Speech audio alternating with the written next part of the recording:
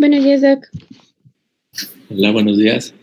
Adelante, en laboratorios, ahí Sí, nosotros somos equipo 2, vamos a hablar sobre los laboratorios, que es el perfil lipídico y las enzimas cardíacas. Bueno, estamos conformados por Arriaga Santander, Torres Nava, Medina López, Gutiérrez Torres, Tirado Gárate y Guzmán Villanueva.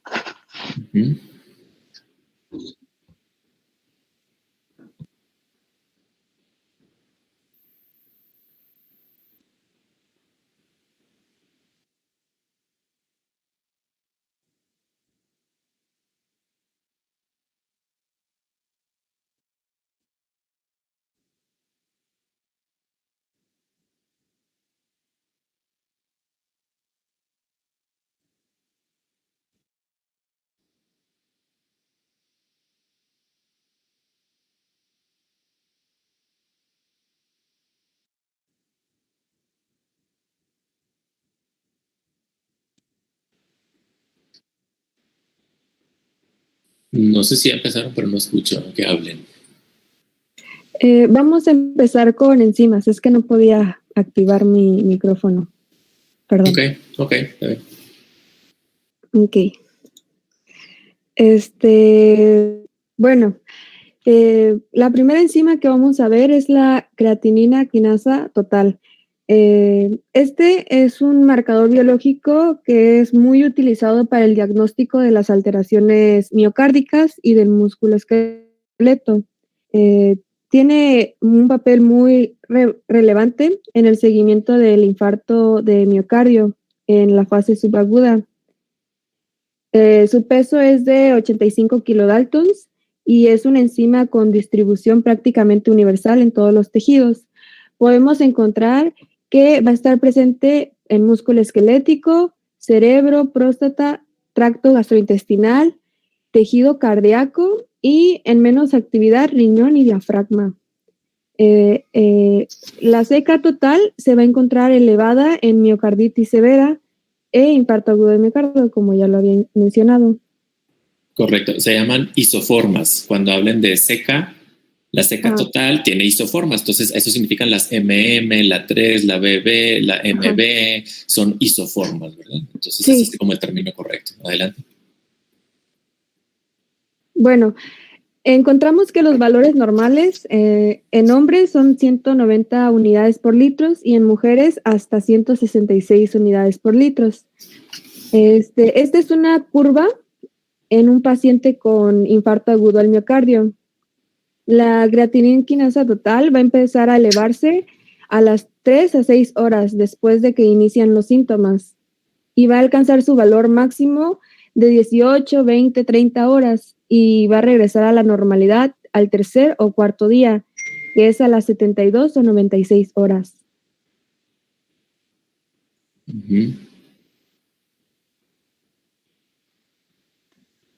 Bueno, yo les voy a hablar de la creatinina quinasa MB. Bueno, esta enzima cataliza la refosforilación de la adenosina difosfato para formar ATP, utilizando la fosfocreatina como fuente de fosforilación. La CKMB solo aparece en sangre en cantidades significativas cuando existe un daño cardíaco. La determinación de creatinina quinasa mide la cantidad total de creatinina quinasa, pero no distingue entre los tres tipos de isoenzima. En este caso, la cardíaca es la CKMB2. Bueno, se detecta un aumento de CK en sangre, como dije, cuando hay daño cardíaco. Bueno, la CKMB normalmente se solicita cuando hay dolor torácico o presenta signos o síntomas inespecíficos como dificultad para respirar, cansancio acusado, mareos o náuseas. Cuando no se puede disponer de la determinación de la troponina, es más que nada cuando se pide porque la troponina es más específica. Y bueno, también en caso de que se sufra un nuevo infarto o de que el daño cardíaco siga avanzando, los niveles de CKMB no disminuyen e incluso pueden seguir aumentando. Por esto, ante el aumento de CKMB, es necesario conocer si este es debido a una alteración del músculo esquelético o del miocardio. Y para esto se utiliza el índice de corte, que es el cuadro amarillo que tenemos aquí, en donde se divide el CK total entre el CKMB masa por 100. Y este resultado, si es mayor a 3.5 a 5%, sugiere que el aumento de CK es de origen cardíaco. Cualquier tipo de lesión muscular cardíaca puede hacer aumentar los niveles de CK y de CK-MB, como por ejemplo los traumatismos, intervenciones quirúrgicas, inflamación e isquemia. El ejercicio físico extenuante también puede hacer aumentar la CK y la CK-MB, aunque en este caso el índice relativo será menor. Y de igual manera en la enfermedad renal, la concentración de CK-MB puede aumentar. Bueno, yo investigué un poco más y hablaba algunos estudios de las isoformas, en las que tras la necrosis tisular, las CKMB2, las cardíacas, son liberadas al plasma, en donde por la acción de una enzima que se llama carbopeptidasa, son convertidas rápidamente a CKMB1. En condiciones normales, estas isoformas están en equilibrio y la razón entre ellas es aproximadamente de 1.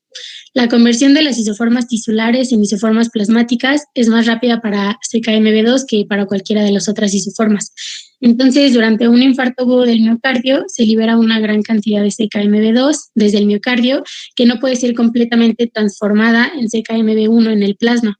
En consecuencia, esta razón de CKMB2, CKMB1 va a ser mayor a 1.5 y esta es la que tiene la elevada sensibilidad diagnóstica para la necrosis miocárdica, especialmente después de las 0 a las 6 horas de la evolución de la misma.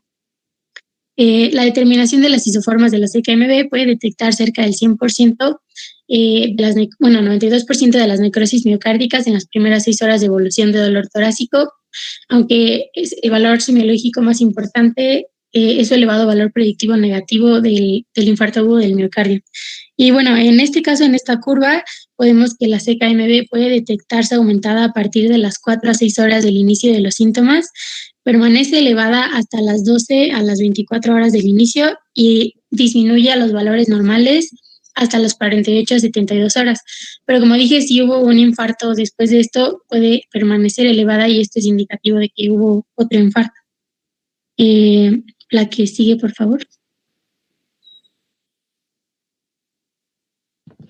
Bueno, yo voy a hablar sobre la mioglobina y pues sabemos en general que es una proteína monomérica de peso molecular bajo. Su función principal es facilitar la difusión de oxígeno a las células musculares. Va a fijar el oxígeno del músculo estriado, cardíaco y esquelético y es un indicador de diagnóstico precoz del infarto agudo del miocardio. Bueno, como podemos ver en la gráfica de arriba, se va a liberar las células miocárdicas dañadas por infarto en pocas horas después del evento ocurrido. En el plasma aparece a partir de 1 a 4 horas iniciado el cuadro y su pico máximo es a las 6 o 7 horas y desaparece en 24 horas. La determinación es muy sensible para el diagnóstico, pero es poco específica.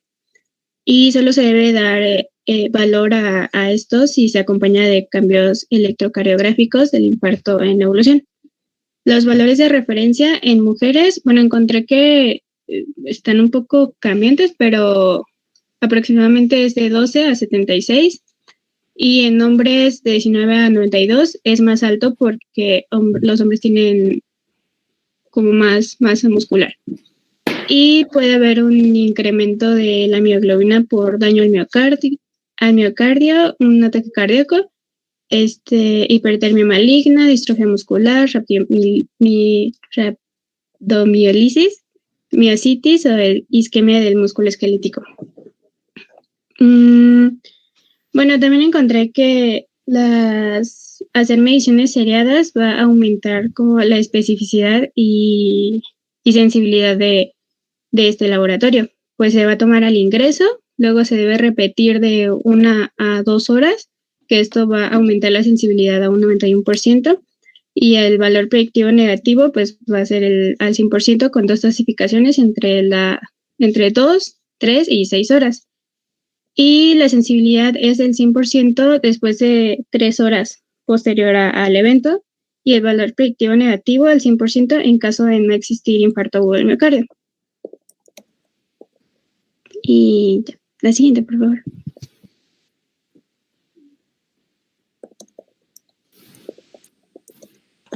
Las siguientes enzimas también fueron anteriormente llamadas como GOT la AST, que era transaminasa glutámico oxalacética, y GTP, glutamato piruvato transaminasa. El día de hoy se les conoce como aspartato aminotransferasa y alanina aminotransferasa.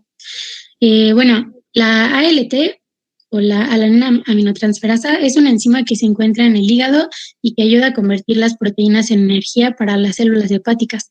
Cuando el hígado está dañado, se libera ALT al torrente sanguíneo y aumenta sus niveles. El aspartato aminotransferasa, la AST, es una enzima que ayuda a metabolizar los aminoácidos y que está presente en muchos tejidos del organismo, como el hígado, el corazón, los músculos, los riñones y el cerebro. Si cualquiera de estos órganos o tejidos se viera afectado por una lesión o por una enfermedad, se liberaría AST en el torrente sanguíneo. La AST no es un indicador específico de daño hepático como la ALT o otro tipo de enzima que se encuentra casi exclusivamente en el organismo. Para identificar la causa de la elevación se hace un estudio en el que si la AST aumenta tanto como la ALT, la alteración va a ser hepática. Y si solamente aumenta la AST y los niveles de ALT son normales, va a haber una alteración cardíaca. Los valores normales de estos, de la AST es de 8 a 48 unidades por litro y de la ALT de 7 a 55 unidades por litro.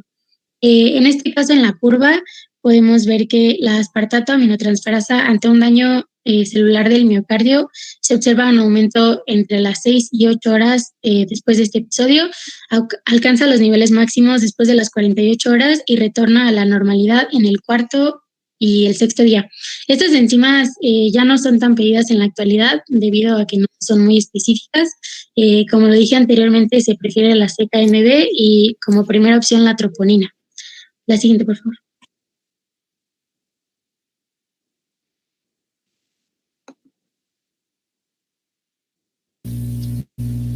¿Sí se escucha? Sí, adelante. Bueno, las troponinas. Bueno, primero hay que entender que el complejo troponina se encuentra localizado en la superficie de los filamentos finos de actina y se encarga de la regulación de la interacción del calcio dependiente entre la actina y la miosina. Por lo tanto, se encarga de la función contráctil del músculo cardíaco. Existen 3 subunidades de troponina, que es la troponina C, que fija el calcio, la troponina T, que une el complejo troponina a la tropomiosina, y la troponina I, que se une a la actina e inhibe la interacción actina-miosina cuando la concentración de calcio intracelular disminuye durante la diástole. Las isoformas cardíacas de la troponina T y la troponina I no se detectan en el plasma de individuos normales, pero sus niveles aumentan precozmente, ya sea en un periodo de 3 a 4 horas después de un infarto agudo a miocardio. En la actualidad, la troponina T o la troponina I son los marcadores de daño miocárdico de elección, porque son más específicos y más sensibles que las enzimas cardíacas tradicionales. Y las troponinas también aumentan en pacientes con escasez, que es el síndrome coronario agudo sin elevación del segmento ST, que se someten a una revascularización coronaria. Y los valores normales de estas suelen rondar entre los 0.03 a los 0.08 nanogramos por mililitro. La siguiente, por favor. Bueno, ese es un seguimiento de cómo tomar las pruebas de troponina. Primero que nada, una única determinación de troponinas negativa cuando el paciente llega al hospital no es suficiente para descartar un síndrome coronario agudo, ya que en muchos pacientes el aumento de las troponinas solo se puede detectar al cabo de unas horas. Por ello, para demostrar o excluir la necrosis cardíaca, se deben tomar muestras repetidas de sangre en las primeras 6 a 12 horas después del ingreso hospitalario y tras cualquier periodo o episodio posterior de dolor torácico grave, ya que nos puede indicar un caso de un infarto agudo al miocardio. La que sigue, por favor. Estas son algunas causas del aumento de los niveles de troponina, que incluyen la polimiositis, rhabdomiólisis, dermatomiositis, insuficiencia cardíaca, EBCS, hemorragias subaracnoideas, tumores, síndromes hematológicos, tromboembolismo pulmonar, sepsis, enfermedades pulmonares, sarcoidosis, esclerodermia, enfermedades neurológicas, hipotiroidismo, algunos fármacos como la adriamicina y el 5-fluorouracilo, el hipotiroidismo y algunas enfermedades inflamatorias. La que sigue. Y aquí hay una tabla que puse acerca de los niveles de troponina I a la troponina T. Justo después del infarto es cuando a las 4 a 6 horas después de es cuando se elevan los niveles de troponina I. El pico máximo de los niveles de troponina I después del infarto es a las 12-20 horas.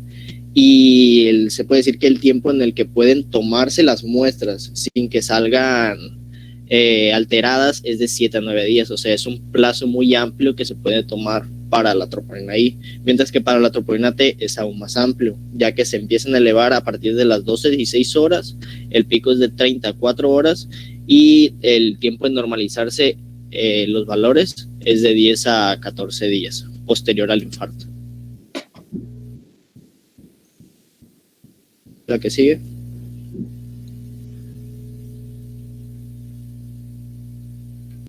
Bien, la lactato deshidrogenasa, antes que nada debemos de mencionar que es una enzima que casi no se suele usar porque es un poco inespecífica, pero sin embargo puede ser uno de los valores que se pueden tomar en cuenta en caso de que no se tengan los valores de troponina y otros. Siguiente.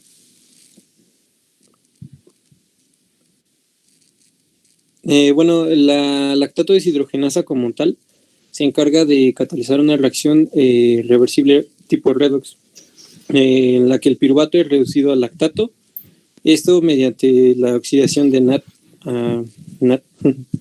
El equilibrio de la reacción es dependiente del pH, o sea que cuando hay un pH alcalino se favorece la conversión de lactato a piruvato, y si el pH es neutro es al revés, de piruvato a lactato. Existen 5 tipos de isoenzimas de la DLH. Estas están compuestas de 2 cadenas polipeptídicas conocidas como subunidades H y subunidades M. La forma H se encuentra típicamente en el tejido cardíaco y en tejidos con metabolismo aeróbico. Por eso es que no es tan específica, porque se pueden encontrar en distintos. Esto debido a que el corazón metaboliza ácidos grasos y carbohidratos a una velocidad constante con una oxidación completa del piruvato por medio del ciclo de Krebs. La forma M es predominantemente en el músculo esquelético y en tejidos con metabolismo anaerobio. El incremento de la DLH refleja varios fenómenos como si fuera una actividad osteoblástica, hemólisis, daño, necrosis tisular, proliferación neoplásica y otras. Siguiente.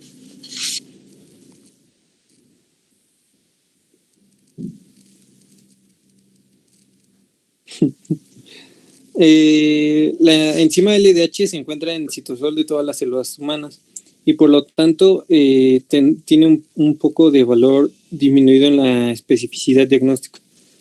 Lo que nos puede ayudar es la presencia de las isoenzimas, como lo dije anteriormente, son 5, que tienen actividades diferentes en los distintos tejidos. La DHL1, del 22 al 36% de ellas se encuentra en miocardio y en eritrocitos. La DHL2, del 35 al 46% se encuentra en miocardio y en eritrocitos también. La DHL3, del 3 al 26% en tejido pulmonar. La DHL4, del 3 al 10%, y la DHL5, del 2 al 9%, se encuentran en músculo estriado y en hígado. Normalmente el suero contiene lo que es la DHL2 y la de DHL1.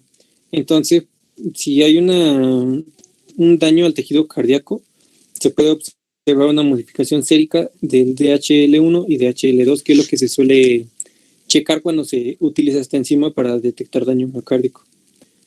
Los parámetros normales en el suero, ahí me faltó apuntarlo, pero en un adulto es de 50 a 150, en niños menores de un año es de 170 a 580, de 1 a 9 años de 150 a 500 unidades por litro, y 10 a 19 años suele ser de 120 a 330. Siguiente. Bueno, después de un infarto al miocardio, la actividad de la el LDH o HDL aumenta de 2 a 4 veces, y si persiste la elevación puede ser de 2 hasta 14 días.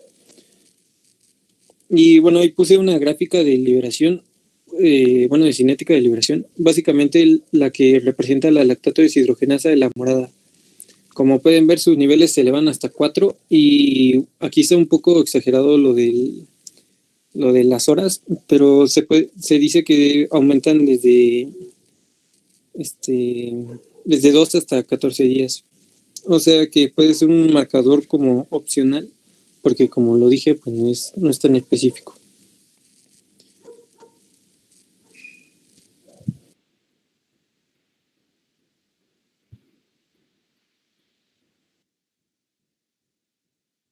Ok, antes de que sigan ponme una de las tablas que tenían ahí de cinética, una de las tablas de las enzimas. Realmente estuvo bien. Aquí de las enzimas cardíacas, nada más hay que saber que como lo dijeron, que es lo que quería. Lo de por ahí, mira, por ahí más adelante, esta, mira. Entonces son todas esas que tienen ahí, básicamente. Las enzimas cardíacas tienen mucha historia, o sea, y más en cardiología, pero lo que quiero que viéramos es lo que mencionaron, que son isoenzimas que están presentes en diferentes tejidos, ¿verdad? O sea, riñón, cerebro, tracto digestivo, pulmón, o sea, todos esos tejidos pueden tener estas isoformas, ¿verdad? Hablando de CK total, CKMB, DHL, AST, históricamente esas son las que usaban, o sea, antes no había troponinas. Ya las troponinas vienen acá desde los 90s, 2000s o inclusive en los 80s, pero las troponinas vinieron a cambiar mucho la práctica clínica de la cardiología. Ahora, no requiero para fines de esta clase que se memoricen toda la cinética, ¿verdad? Porque no es el caso. Por supuesto que ya en residencia de cardiología o de medicina interna hay que saber muy bien esta cinética, porque, o sea, dependiendo de en qué momento se presenta el paciente, en qué momento digamos, un síndrome coronario agudo. Con estas enzimas antes era lo único que tenían, ¿verdad? Para determinar cuándo fue el infarto, o sea, si fue hace 2 días, si fue hace una semana, si fue hace 10 días y sigue con dolor de ahí de angina. O sea, era demasiado valioso o es demasiado valioso darles interpretación a las enzimas y contextualizarlas. O sea, siempre hay que darles contexto clínico a las enzimas.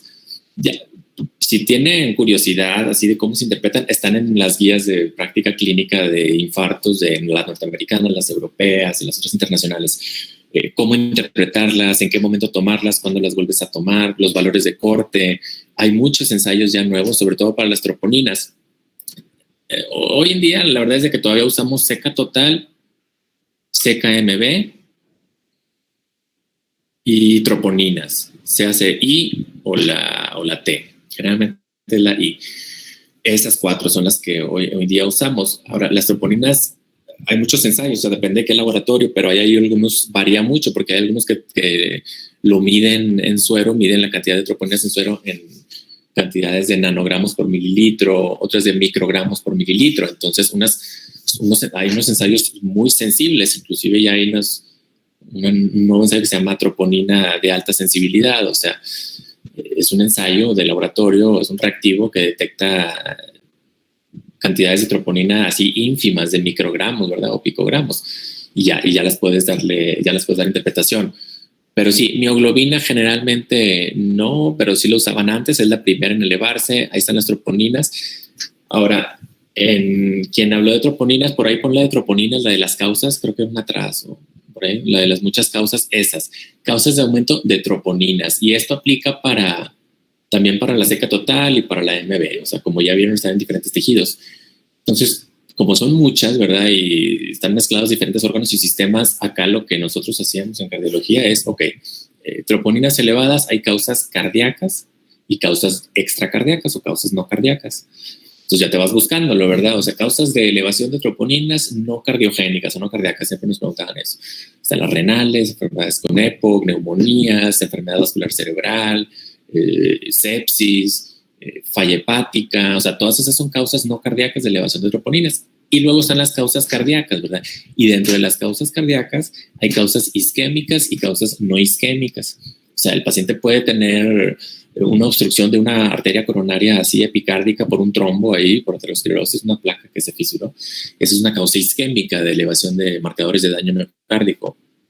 Pero hay también causas cardíacas no isquémicas, es decir, o sea, pacientes con daño miocárdico crónico que están dilatados, cardiopatías dilatadas, insuficiencia cardíaca, enfermedades valvulares o cardiopatías hipertensivas, o sea, sí, ya que pacientes que tengan daño miocárdico por alguna razón tienen elevación de estos marcadores. Entonces, aquí lo importante es saber que están presentes en varios tejidos, que hay que darles interpretación siempre en contexto de clínica, ¿verdad? ¿Por qué viene el paciente? ¿Por qué le tomaste las enzimas? Y valerte de otras cosas, ¿verdad? De otros estudios diagnósticos. Pero eso es porque a veces a nosotros los cardiólogos nos hablan los de urgencias, ¿verdad? De que, si tiene troponinas positivas y uno va, interrogas al paciente y no tiene angina o el dolor no es dolor así típico de angina, es otra cosa. Entonces hay que siempre tener presente eso, ¿verdad? Nada más saber algo teórico, que ya lo dijeron, y la interpretación clínica de estas enzimas, pero todo está en las guías, o sea, en las guías europeas, en las guías norteamericanas. Ustedes ponen infarto agudo del miocardio guías 2018, 2017, 2020, que son las más actuales, y ahí les viene todo. En la parte de diagnóstico viene todo, cómo se interpretan las enzimas en la sala de urgencias, en fin, o sea, es todo un tema. Pero, ¿qué más de enzimas cardíacas? Yo creo que eso era. Adelante con lo de lípidos.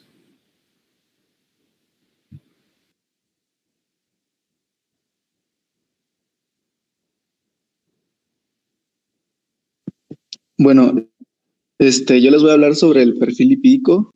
Y bueno, esta es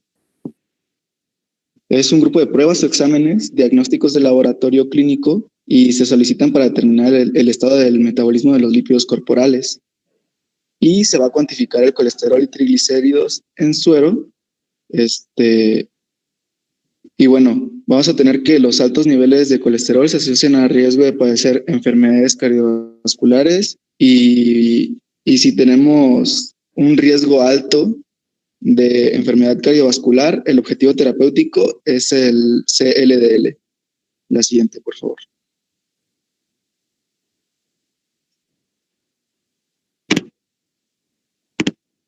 Bueno, para empezar, el valor normal de colesterol está entre 125 y 200 miligramos sobre decilitro, pero el valor que nosotros vamos a querer tener normalmente es menor a 200 miligramos sobre decilitro. Y bueno, se utilizan una serie de reactivos comerciales y pues tienen una serie de enzimas y sustratos necesarios para la cuantificación de todas las formas de colesterol que tienes en el suero. Y bueno, aquí tenemos un par de reacciones, pero lo que vamos a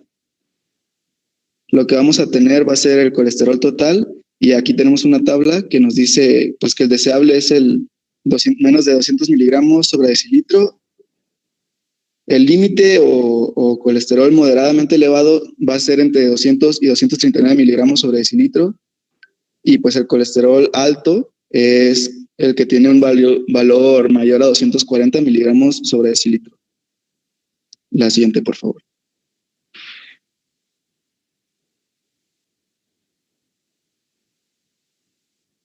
Bueno, primero que nada, pues si un paciente presenta hipertrigliceridemia, es decir, un valor que excede los valores óptimos de los triglicéridos, va a considerarse un factor de riesgo para la enfermedad cardiovascular. Y pues el valor óptimo es de 150 miligramos sobre decilitro. Y bueno, vamos a tener causas primarias y secundarias para el aumento de los triglicéridos. De manera primaria, pues puede ser un defecto genético, un déficit de la lipoproteína lipasa o de una lipasa hepática. Y de manera secundaria, pues factores como la obesidad, la diabetes mellitus, la insuficiencia renal crónica van a ser destacados para tener una hipertrigliceridemia. Por mucho los más una elevación de los triglicéridos. O sea, por mucho. Las dislipidemias, así como lo dijiste, las dislipidemias secundarias es por mucho más frecuente que una dislipidemia primaria. O sea, las hipertrigliceridemias primarias, hipercolesterolemias primarias son raras, son genéticas, pero por mucho están las secundarias aquí en todo el mundo. Adelante.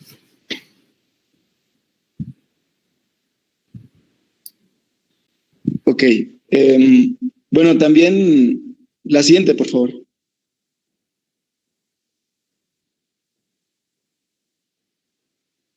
Bueno, vamos a comenzar con las lipoproteínas de baja densidad. Estas, pues su función es transportar el colesterol desde el hígado hacia otros tejidos. Y se calcula mediante la fórmula de Friedwald, la cual estima el CBLDL como triglicéridos sobre 5. Pero esto solamente se podrá hacer cuando nosotros tengamos valores óptimos de triglicéridos. Y bueno, aquí en esta tabla, pues tenemos que la concordancia o la efectividad de esta fórmula, pues va disminuyendo conforme a los niveles de triglicéridos que vamos a tener en nuestros pacientes. La siguiente, por favor.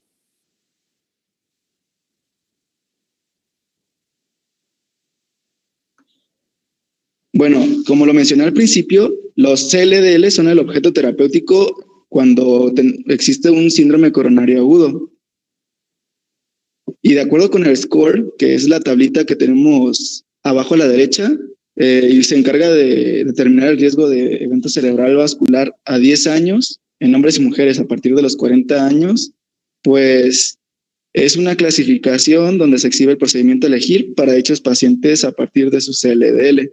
Y pues bueno, tenemos que el óptimo, el CLDL óptimo, o también se le llama pues colesterol malo, porque es el que se puede quedar atorado en las arterias, el que puede provocar aterosclerosis.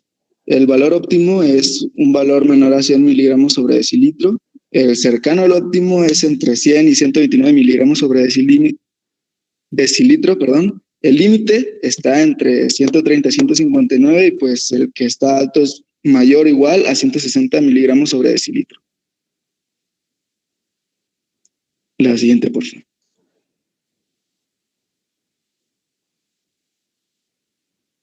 Bueno, aquí está la tabla, la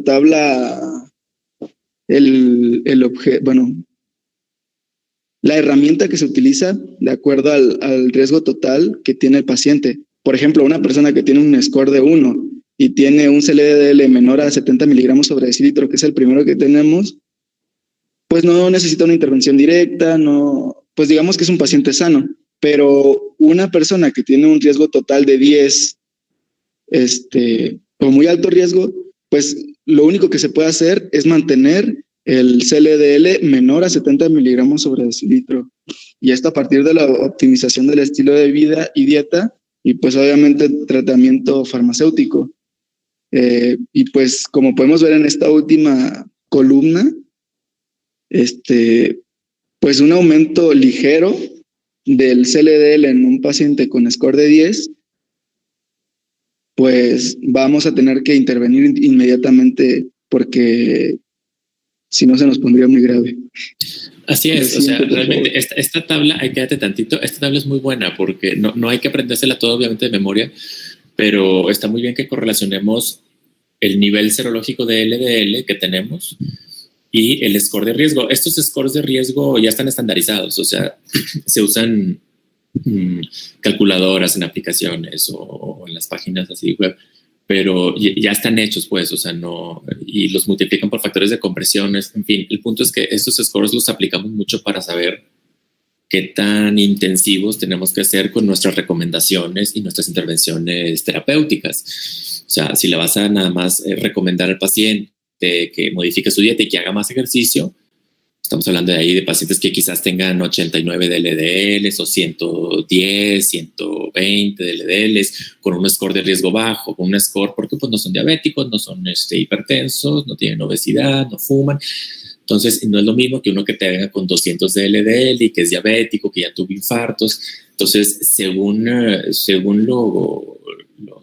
el riesgo cardiovascular del paciente de manera global y según los niveles serológicos del LDL o los otros marcadores, qué tan intensivos hay que ser, qué tan agresivos hay que ser con ese paciente. O sea, sí nos ayuda mucho en ese aspecto, porque en eso radica, ¿verdad? O sea, que el paciente te haga caso o que el paciente le vaya bien o le vaya mal. O sea, si tú no fuiste lo suficientemente agresivo con un paciente de alto riesgo que tenía sí, datos de que ya necesitaba fármacos, ya necesitaba referencia al cardiólogo y no lo hiciste, o nada más le dijiste que cambiara dieta, pues realmente ahí estamos en un error. Entonces hay que ir teniendo esto en cuenta de los scores y para qué se usan, ¿verdad? Adelante.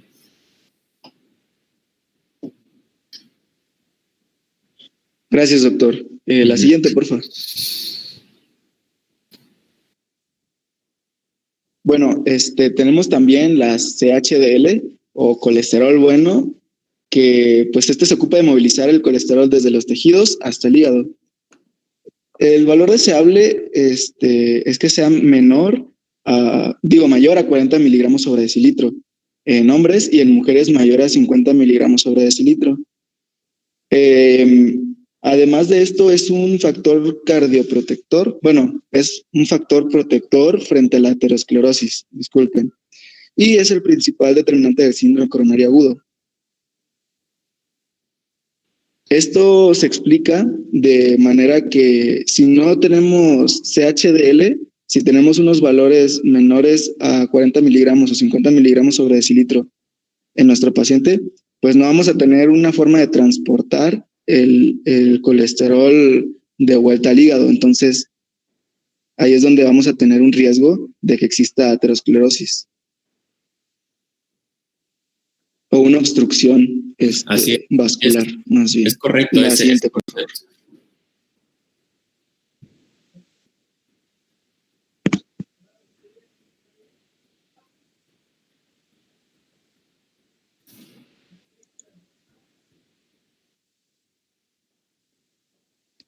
Bueno, por ahí hay pues, otro dato que es la apoproteína B, que no se utiliza mucho, sobre todo porque se utiliza solamente, pues, para la investigación. Aunque tiene un excelente valor predictivo y la determinación es barata, disculpen ahí el error, es barata y estandarizada. Solamente es útil si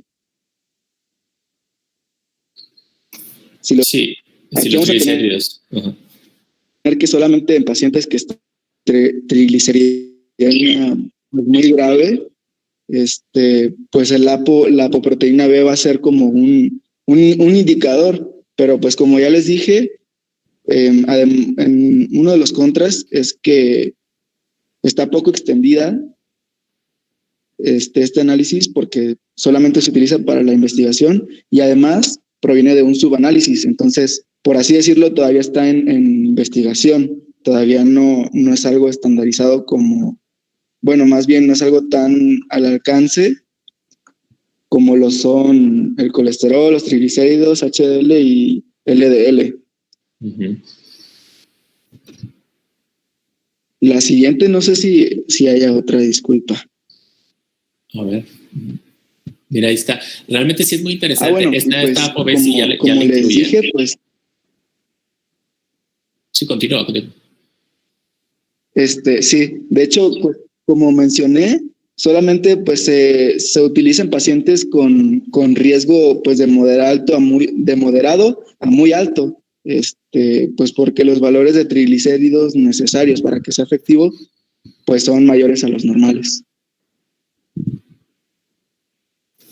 Y bueno, aquí el valor deseado es que sea menor a 80.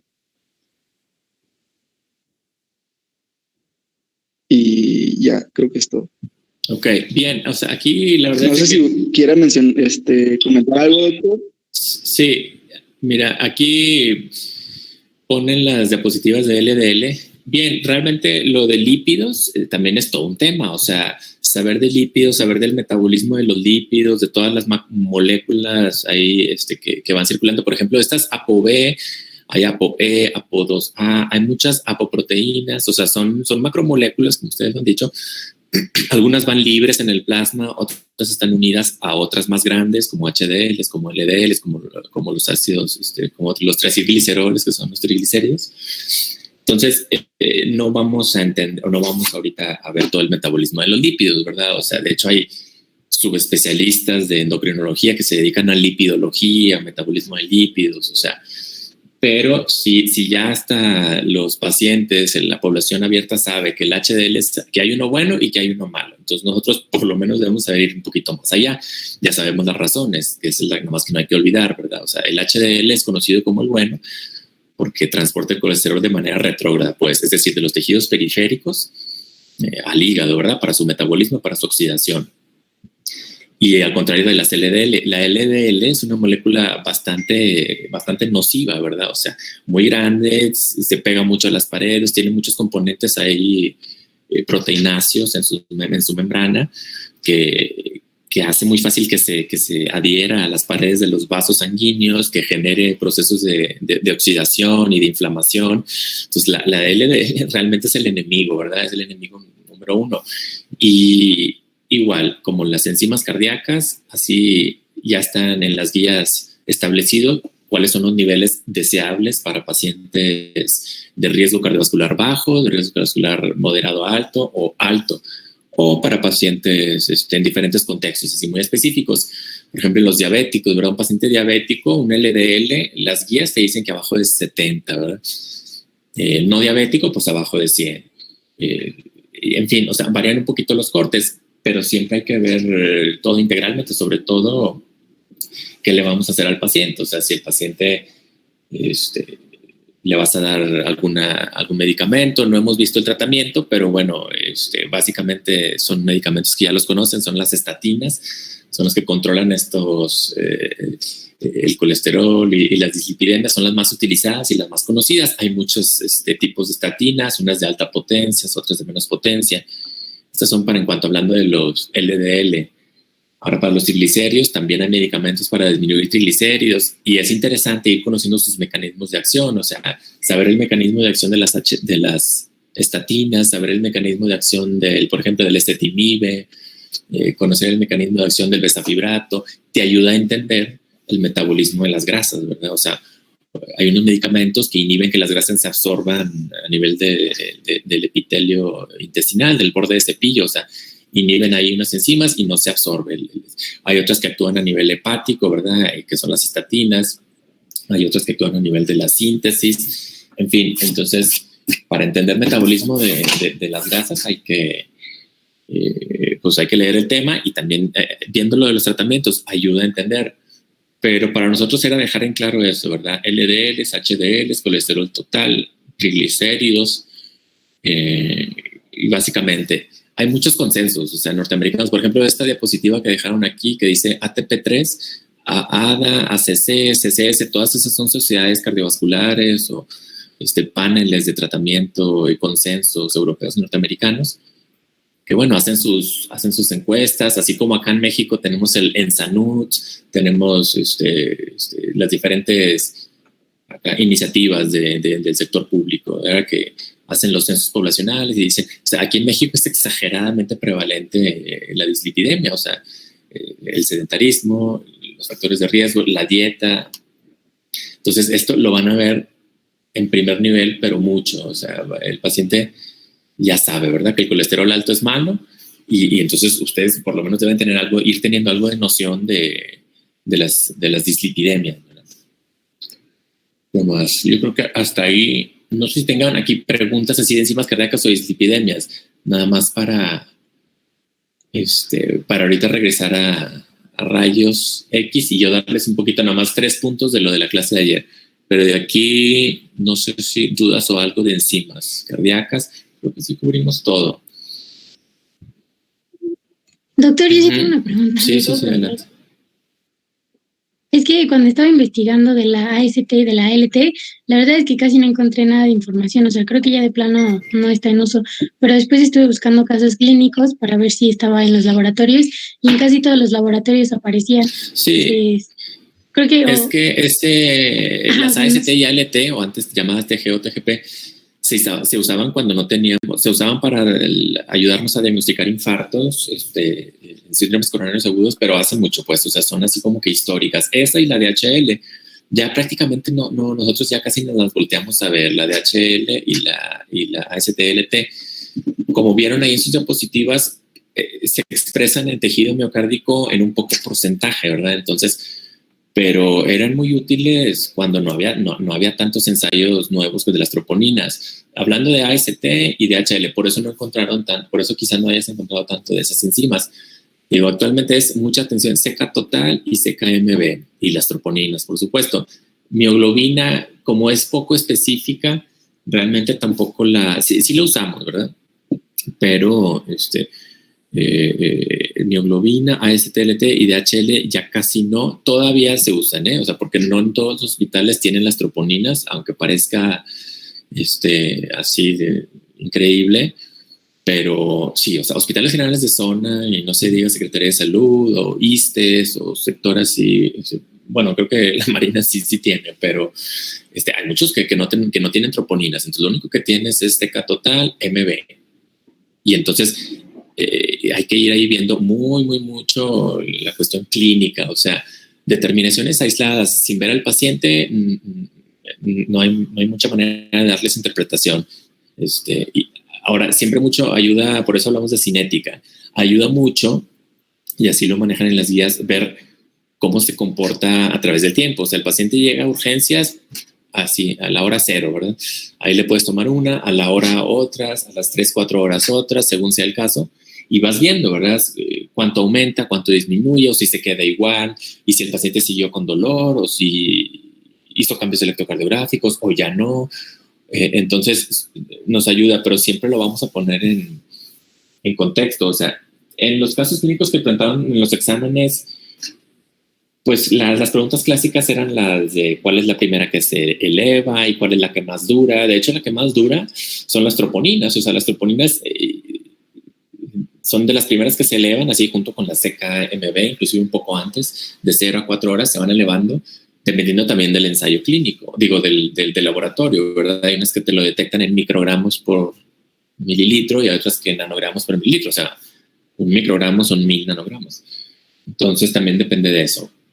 Pero bueno, estas duran mucho, las troponinas. Entonces quizás el paciente no fue a consultar en el momento del agudo del infarto, se le quitó el dolor, autorreperfundió, quién sabe, y se presenta hasta los 10 días, 14 días y trae troponinas positivas, pero ya la MB está normal, la CK total ya bajó, la DHL está así ya bajando casi a niveles normales. Entonces tú ahí puedes inferir, bueno, tiene troponina elevada, hace 10 días tuvo un dolor torácico muy fuerte, ya la MB está normal, entonces tú puedes decir, ok, entonces fue un infarto antiguo o un infarto reciente, y estamos viendo como que lo último, ¿verdad? Que decimos así como que la colita de la elevación. Estas son las preguntas clásicas, sobre todo de la MB, ¿verdad? Y saber que la MB y la total se pueden elevar en crisis convulsivas. Es frecuente que se eleven en emergencias hipertensivas, que el paciente viene con una crisis hipertensiva o unas taquicardias muy rápidas, o sea, cualquier condición así, o pacientes cardiópatas. Pacientes cardiópatas me refiero que ya tienen así antecedentes de infartos, de cirugías de corazón, de así válvulas enfermas, angioplastías. Esos pacientes es esperado que tengan algo de daño miocárdico crónico, ¿verdad? Que ese músculo esté de manera crónica liberando marcadores de daño, o sea, liberando ahí troponinas. Inclusive los norteamericanos, ahí en sus literaturas ya lo mencionan así, troponinitis, o sea, elevación, como siempre hay ahí una elevación crónica de troponinas, pero es porque el paciente tiene insuficiencia cardíaca, tiene cuestiones ahí de la cardiopatía, que siempre, por eso siempre no enfatizo lo suficiente, siempre es darles interpretación en lo clínico. Y eso en cuanto a las enzimas.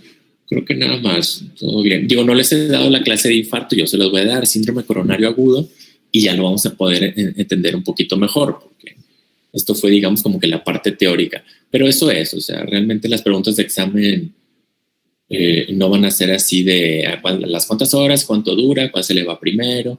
Esa situación es nada más para que sepan que hay una cinética y que de eso hablamos en cardiología, de la cinética.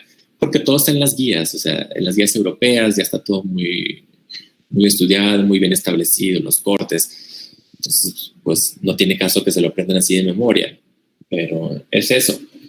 Y de los lípidos, pues tampoco en el examen no se esperan así de que cuántos son los niveles óptimos de... Más como que serían pequeños casos clínicos, 2, 3 casos clínicos de pacientes así que vienen a consultar urgencias por dolor o que van por dolor torácico o que van a la consulta, sí, a la consulta normal, ¿verdad? Digamos, una consulta no de urgencia, con ciertos factores de riesgo, con un electrocardiograma que se ve normal, pero que tiene algún síntoma ahí. Entonces, ir como que haciéndolo, intenté hacerse las preguntas lo más clínico ahí posible. ¿Qué más? ¿Dudas aquí de lípidos o de enzimas? Está bien cubierto, eso era lo que quería que tocaran.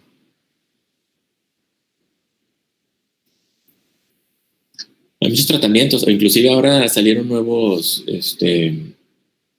unos nuevos medicamentos, son moléculas, son anticuerpos monoclonales, así como los medicamentos que utilizan los reumatólogos o los inmunólogos para tratar enfermedades autoinmunes. Hay unos medicamentos nuevos que son moléculas diseñadas, ¿verdad? Se inyectan de manera subcutánea, son para disminuir, para pacientes con hiperlipidemias o dislipidemias primarias, ¿verdad? Que esos pacientes tienen unos niveles monstruosos de miedo, ¿verdad? De colesterol. Estoy hablando de colesteroles en 800, LDLs de 300, de 500. Y esos pacientes hacen aterosclerosis temprana, ¿verdad? Adolescentes infartados, 20añeros con EBCs, embolias grasas por todos lados. Es terrible estas enfermedades. Y estos son súper potentes, ¿verdad? Pero son nuevos, ¿verdad? Son ultra, por supuesto que son súper caros.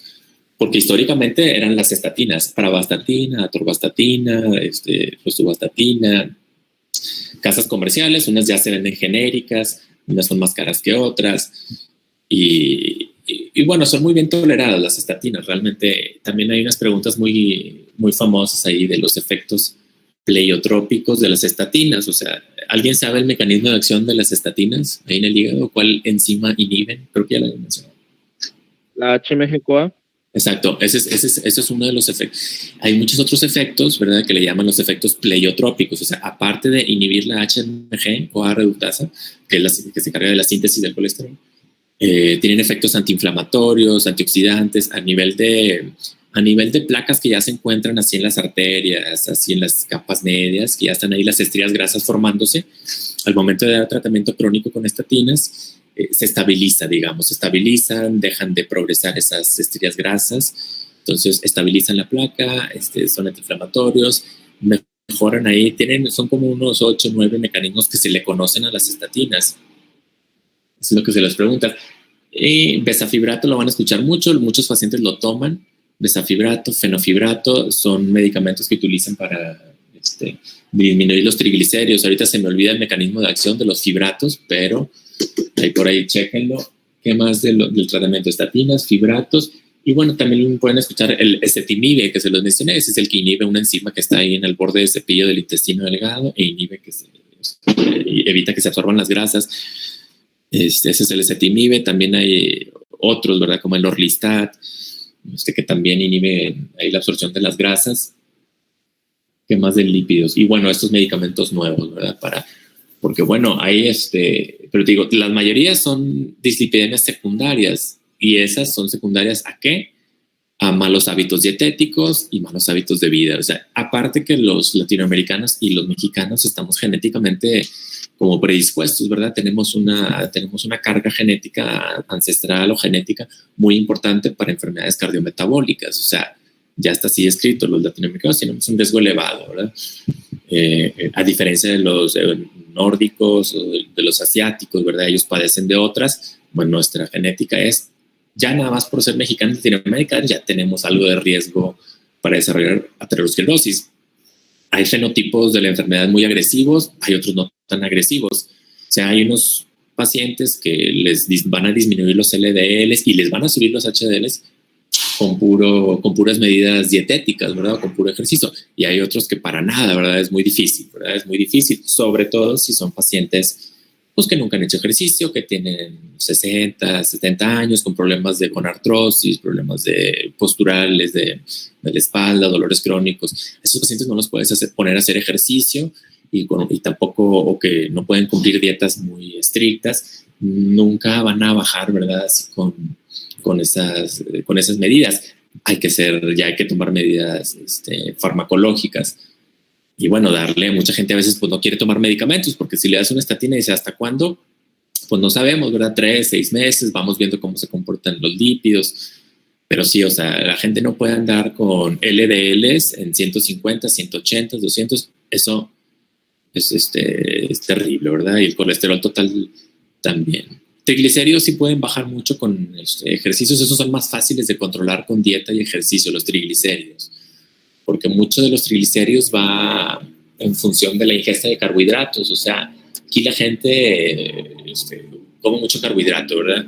Mucho carbohidrato.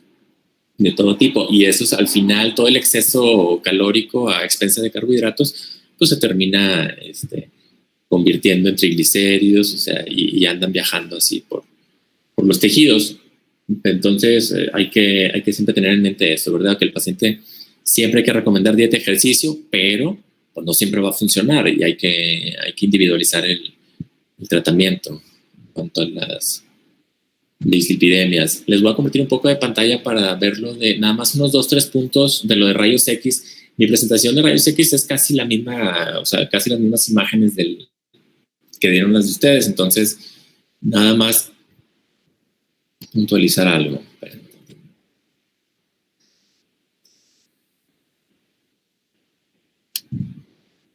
Aquí, esto sí lo vimos.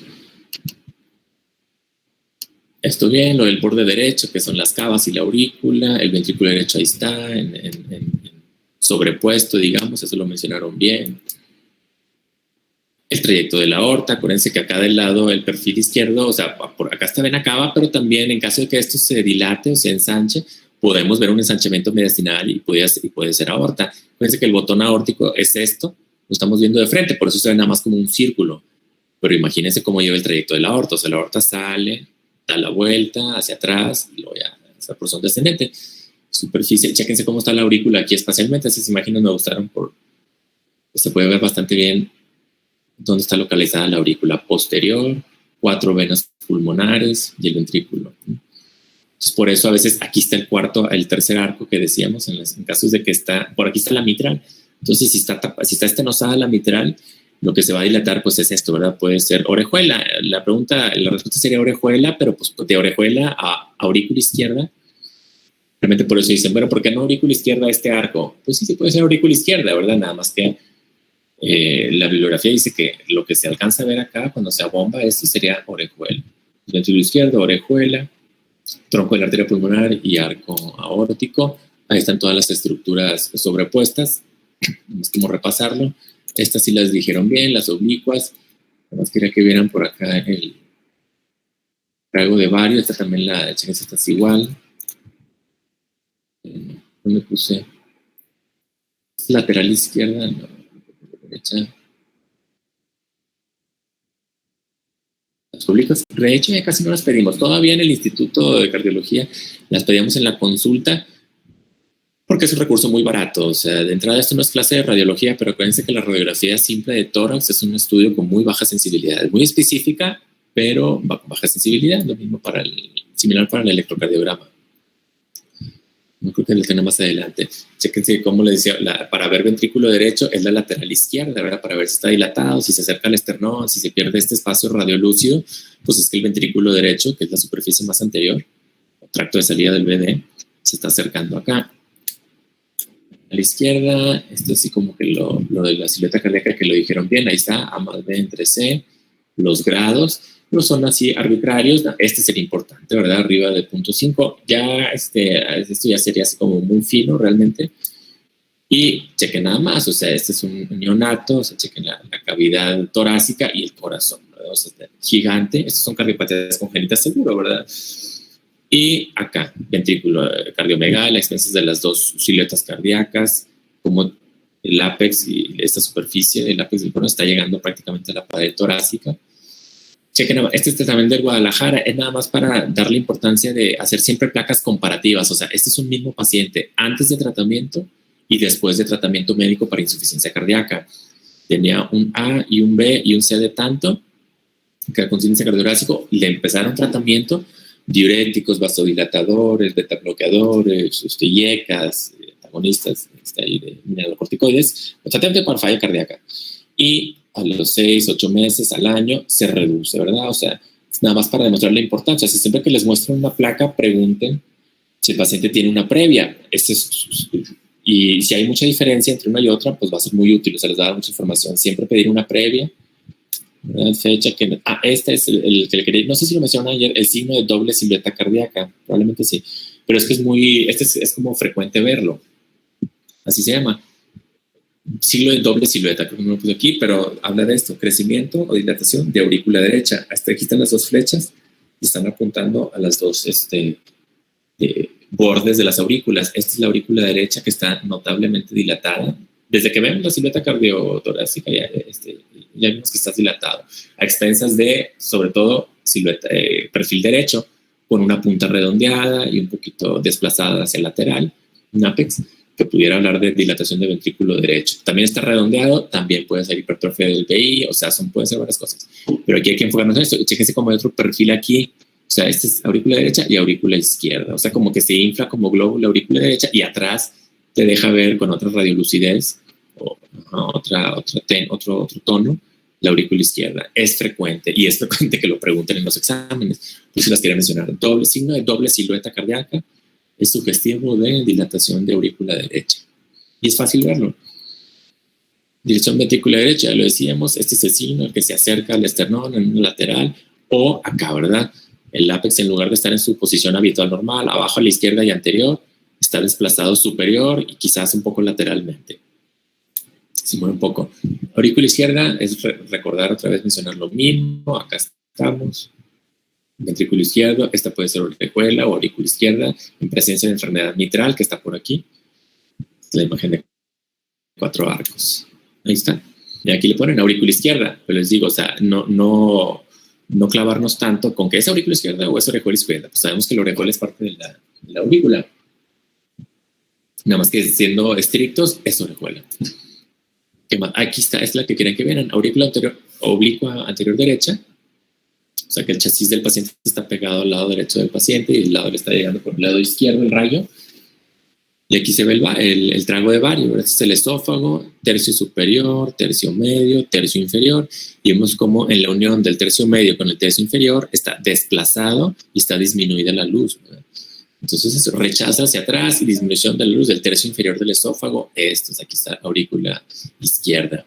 Entonces eso es, ya se hace poco lo de esta serie, porque pues desde que tenemos el eco, pues ya, o sea, realmente nos da mucha más información, mucho más rápido, pero otro signo muy frecuente de dilatación de aurícula izquierda, o sea, ya vimos doble silueta cardíaca de la aurícula derecha, esta que acabamos de ver, de tercio superior de aurícula izquierda, y un segundo signo de dilatación de atrio izquierdo, que es el horizontalización o desplazamiento hacia arriba del bronquio principal izquierdo. Aquí está demostrado como siempre el derecho es más vertical y el izquierdo es un poco más horizontal, pero este es todavía más, lo desplaza, lo rechaza hacia arriba, y aquí está. Aquí es también, por aquí pasa un nervio laringio recurrente que se llama, y esto puede decir, y si por efecto mecánico la aurícula toca o lo estimula o lo irrita, es cuando viene la disfonía, ¿verdad? Entonces ya tienes disfonía, tienes el bronquio ahí desplazado,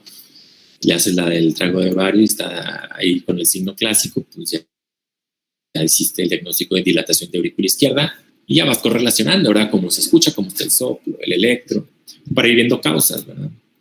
No hay más que insuficiencia mitral, estenosis mitral, doble lesión o ambas conjuntas, o ya una cuestión de cardiopatía dilatada.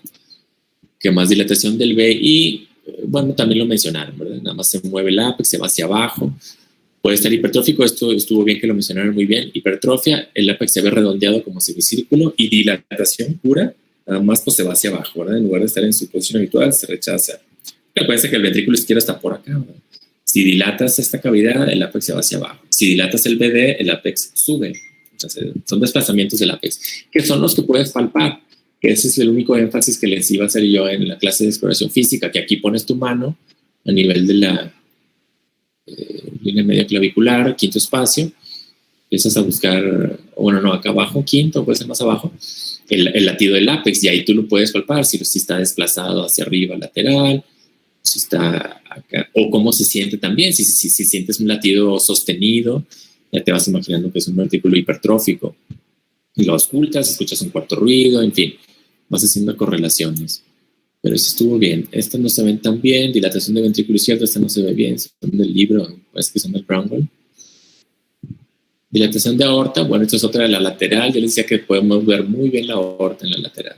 Ascendente, arco o callado, que es lo mismo, y aorta descendente. Las tres porciones. ¿Qué más? Chequense aquí lo que les decía. ¿Se acuerdan de la imagen donde estaba la aorta demostrada en rojo? O sea, la aorta va hacia acá. Entonces aquí radiológicamente en una teletórax simple nosotros no podemos decir que es aorta, pero podemos decir que tenemos un ensanchamiento mediastinal. ¿Sí? O sea, esto no es propiamente silueta cardíaca, esto es mediastino, estamos arriba. Si quisiéramos acá, este es acá el índice cardiotorácico. Pero esto generalmente podemos decir tiene un ensanchamiento mediastinal, y así le haces más estudios, una tomografía, otras cosas de imagen. Quizás aquí hay un aneurisma de aorta ascendente, un aneurisma, acá está el botón, o puede ser arteria pulmonar. Entonces, ensanchamientos de mediastino pueden sugerir esto, dilatación de la raíz aórtica. Estas también son las que quería llevar. Tercer, cuarto punto importante, hipertensión venocapilar pulmonar, acuérdense, hipertensión venocapilar, no arterial pulmonar. Muy importante que distingan entre hipertensión venosa o venocapilar pulmonar e hipertensión arterial pulmonar. Ahorita estamos en hipertensión venocapilar pulmonar. Por mucho es más frecuente, ¿verdad? Es más frecuente la hipertensión venocapilar pulmonar por problemas del corazón izquierdo, llámese ventrícula aurícula izquierda. Con barrera, ¿se acuerdan que en el examen les preguntaba con efecto de barrera o sin efecto de barrera? Esas cuestiones, esa transmisión retrógrada de presiones se va a manifestar así radiológicamente con estas imágenes, ¿no? Redistribución del flujo, que le llamamos, o cefalización del flujo. Se empiezan a ver más prominentes los tractos de los capilares pulmonares porque están ingurgitados, porque llevan una presión que superó esto. 8 a 10, si subes ya de 8 a 10 milímetros dentro de las venas pulmonares, que van a drenar su contenido de la aurícula izquierda, por algún motivo aumentas esa presión, se empieza a, como que se empieza a extravasar el líquido, o empieza a aumentar la radiopacidad de los vasos, y es lo que empiezas a ver datos de hipertensión venocapilar pulmonar. Así dice, dilatación de venas pulmonares o venas capilares pulmonares, aumenta su visibilidad a los rayos X. Aquí lo dicen también en la bibliografía, dice venas pulmonares en la mitad inferior del tórax son horizontales y en la mitad superior son verticales. En pacientes normales sanos esto no se ve. Se puede llegar a ver algo acá de los hilios pulmonares, ¿verdad? Porque es tejido ahí vascular y puede ser algo radiopaco, pero no nos estamos refiriendo a estos trayectos finos. Esto normalmente no se ve o no se ve tan claramente, ¿verdad? Ya en pacientes, este paciente obviamente tiene cardiomegalia, a expensas de más perfil izquierdo. Entonces es un paciente que ya podría tener cardiomegalia, cardiopatía, hipertensión venocapilar pulmonar. Estas son las líneas B de Kerley. Estos en pacientes con cuestiones de hipertensión venocapilar pulmonar. Estas son las líneas, ya son datos radiológicos de hipertensión venocapilar pulmonar. Pueden ser crónicos, la mayoría es crónico, ahora estamos hablando ya de crónicos. Esta creo que placa la mostraron ayer, que les decía que hasta allá tiene derrame, o sea, se ven todos los trayectos, están ingurgitados todas las venas pulmonares porque llevan mucha presión y no deberían llevar esa presión. No pueden drenar bien su contenido acá a las cavidades izquierdas porque están enfermas estas cavidades. Entonces está regresando toda la presión y es lo que estamos viendo. Pero esto, acuérdense que hay hipertensión venocapilar crónica, pacientes, digamos, con disnea de larga evolución, que tienen enfermedades o valvulopatías que no se atendieron, o sufrieron ahí miocarditis que no se atendieron y ya quedaron dilatados. Se la pasan ahí 5 o 10 años, nunca van a consultar y el cuerpo reacciona, tiene ciertos cambios, ¿verdad? En su constitución ahí de los vasos pulmonares.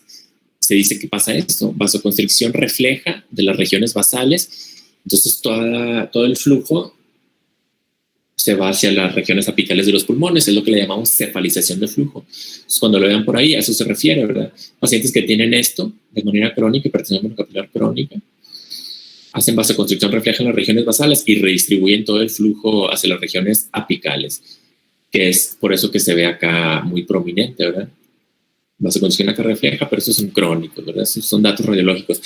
Y no es lo mismo que tengamos esto, igual puede ser de manera aguda. Aguda me refiero quizás a un infarto del miocardio con elevación del ST, que fue tan extenso que rompió una cuerda tendinosa o hizo que disfuncionara un músculo papilar y provocó pues, una insuficiencia mitral aguda.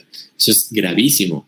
De manera aguda mandas transmisión de presión retrógrada, y estos ya son casos de edema agudo pulmonar, que es lo que seguro ya han escuchado por ahí. Eso es edema agudo pulmonar o alas de mariposa. Radiológicamente así se ve. Entonces hay hipertensión venocapilar crónica, que es más frecuente, y en casos agudos esto puede ser endocarditis, puede ser infarto. Son los ejemplos que me ocurren. Pero para que vayan acostumbrándose a ver placas con hipertensión venocapilar y dilatados acá con pacientes con cardiopatías. Esto realmente no me interesa que lo veamos, son patologías muy raras de hiperflujo o hiperflujo pulmonar. Aquí son cuestiones ya de la arteria pulmonar, no de las venas capilares. O sea, vamos todavía en el lado arterial antes de llegar al intercambio.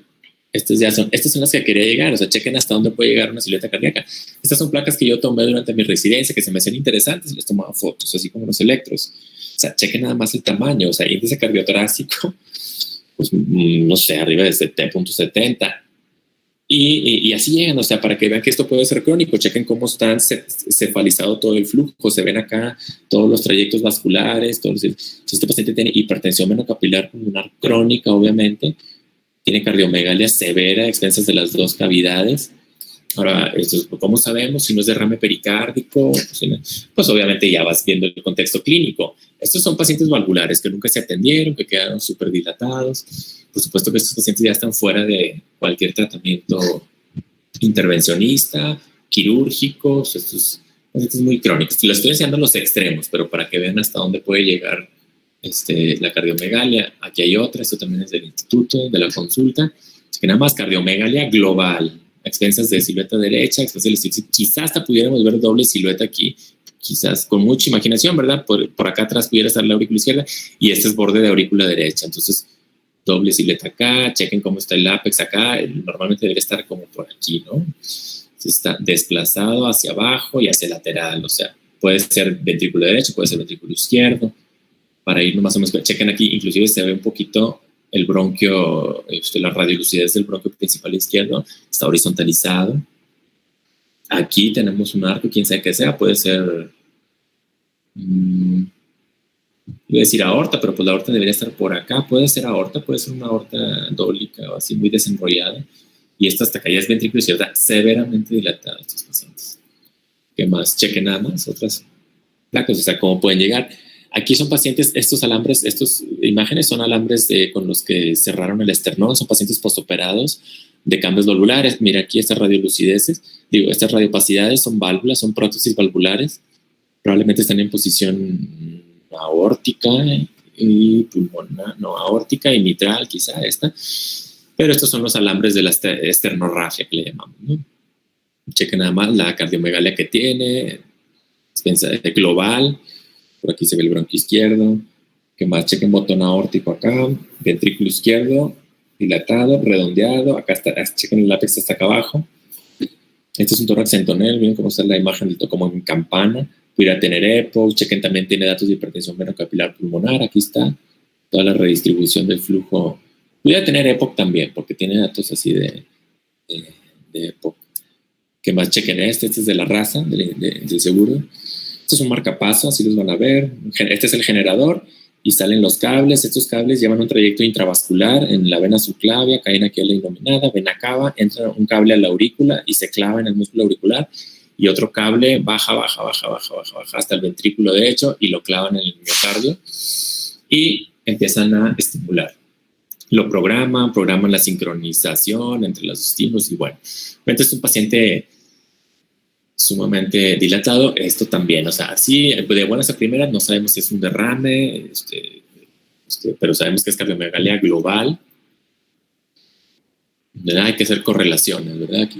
Siempre clínicas y los demás estudios son ejemplos extremos. Ahí está otro, este es de otro hospital en el que trabajé. Aquí está el generador del lado derecho. Este solo lleva un cable, no hay cable en la aurícula, el cable baja hasta el ventrículo derecho, que se sienten como, es un electrodo, se llaman electrodos, cables electrodos. Llega aquí y lo fijan a la pared y ahí ya le están entregando energía y de ahí empieza la contracción. Esto es para pacientes con problemas de bloqueos avanzados. Sí, pero chequen la cardiomegalia que tiene. El ápex está casi tocando la pared de acá. Pudiera verse doble silueta. Les digo que es frecuente aquí. Aurícula izquierda pudiera estar acá, hasta acá atrás. Y esta es aurícula derecha. Bronquio. Aquí está un poquito, esto pudiera ser tráquea. Sí, está un poquito, tiene ensanchamiento mediastinal esta paciente, quién sabe qué sea. Por aquí botón aórtico. Siempre es lo que nos vamos a fijar nosotros. Esta es también la manera, esto está súper aparatoso, ¿verdad? Es un paciente que estaba ahí en la unidad de cuidados coronarios, que ingresó por infarto agudo del miocardio, en choque cardiogénico. Creo que no está intubado porque todavía no le veo tubo aquí, endotraqueal. Pero bueno, estas son las alas de mariposa. Cuando vean esto así infiltrados como algodonosos en los periapicales, peribronquiales, acá. Peribronquiales, no, acá en el pedículo vascular, o sea, periliares, perdón, en los ilios. Estas alas de mariposa, esto es hipertensión venocapilar aguda. O sea, este paciente está en edema agudo pulmonar. O sea, chequen nada más, es severísimo. Estos son cuadros extremos. Son signo radiológico de edema agudo pulmonar, alas de mariposa. Por supuesto que este paciente está grave, ¿verdad? Hipotenso, con disnea, desaturado, hipoxémico. Realmente son extremos de lo que puede llegar las cardiomegalias y las cardiopatías. Eso era lo que se les quería mostrar. Acuérdense de los datos de hipertensión venocapilar, las dobles siluetas, los contornos izquierdo-derecho y creo que nada más. Creo que vamos bien. Hasta aquí. ¿Dudas de algo de esto? No. De rayos o de laboratorios, porque esto yo creo que lo cubrimos bien. Ya, siguiente tema, ¿quién es? Es ultrasonido de corazón, mapa Holter y prueba de esfuerzo. Todavía tenemos las siguientes 2 sesiones de la otra semana. Entrego examen y su examen ya sería el martes, dentro del otro al otro. Es decir, el martes, yo lo tengo programado el segundo reconocimiento el martes 6 de abril. O sea que todavía tenemos mañana 25 jueves para empezar con ultrasonido, mapa Holter. Esas son clases, deberían de ser en teoría cortas porque pues no es clase de cardiología, nada más para que conozcan los estudios, qué es lo que se usa, para qué, cómo.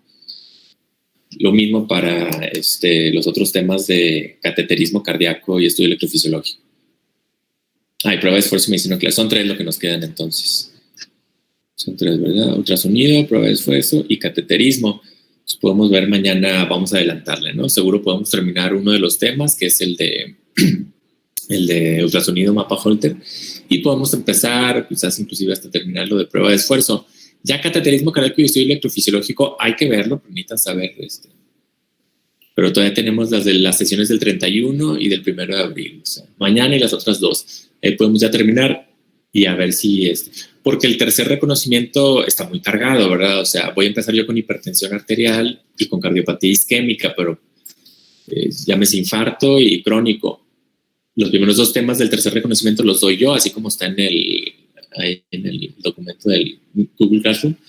Pero luego ya sigue fiebre reumática, insuficiencia cardíaca, miocardiopatías, pericardio, o sea, son muchos para no quedarnos atrás. Entonces, listos mañana, ¿no? Con ultrasonido, mapa Holter, prueba de esfuerzo. Los 2 equipos, si algo pasa de que tengan alguna, ahí me avisan y reprogramamos en caso de que no se puedan. Yo creo que yo sí puedo mañana en la mañana, no hay problema. Bueno, por si ya no hay preguntas, ya aquí acabamos, ¿no? Yo tengo una duda. Sí, dígame. En la radiografía, ¿cómo puedo diferenciar entre un derrame pleural o un derrame pericárdico de una cardiomegalia global? Bueno, lo que pasa es que la cardiomegalia global puede ser por derrame pericárdico. Ahí hay algunos datos que te pudieran sugerir que es derrame pericárdico. Dijiste derrame pleural. Derrame pleural eso se ve acá en los campos pulmonares, no se ve en la silueta cardíaca. O sea, el derrame pleural se empieza a juntar líquido en las pleuras y se van borrando los ángulos ahí costodiafragmáticos. Inclusive pueden ver un nivel hidroaéreo, ¿verdad? O sea, un derrame pleural no es tan difícil de distinguir porque siempre el líquido va a ser blanco, va a ser radiopaco. Y acá, pero la cardiomegalia que es por puro corazón y la cardiomegalia que es por derrame pericárdico, radiológicamente hay muy poquitos datos que te pueden hacer pensar una sobre otra. Lo único que se me ocurre en el caso de una cardiomegalia global, pensando que es un derrame pericárdico, es crónico, porque puede ser crónico, es que no tenga datos de hipertensión venocapilar pulmonar, que los campos pulmonares estén limpios. O sea, campos pulmonares normales, y con una silueta cardíaca así, digamos, con azón en garrafa que le llamaban, pues yo podría pensar que el corazón está normal, lo que podría ser derrame pericárdico. Esa sería la única, así que te sugiere una sobre otra, pero distinguir una cardiomegalia global, derrame pericárdico versus cardiopatía dilatada, es difícil. Lo que es fácil, pues es nada más, si es unilateral, o sea, si es nada más del lado derecho, pues ahí están, seguramente no es derrame pericárdico, porque ese es ahora el derrame es global y tiene campos pulmonares limpios, si acaso. Pero sí, radiológico, por pura radiografía es difícil. Gracias, doctor.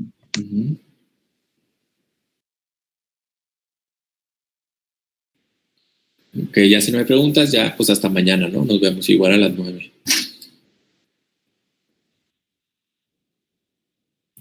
Sí, gracias, doctor. Gracias, doctor. Buen día. Doctor. Igualmente. Gracias, doctor. Buen día, doctor.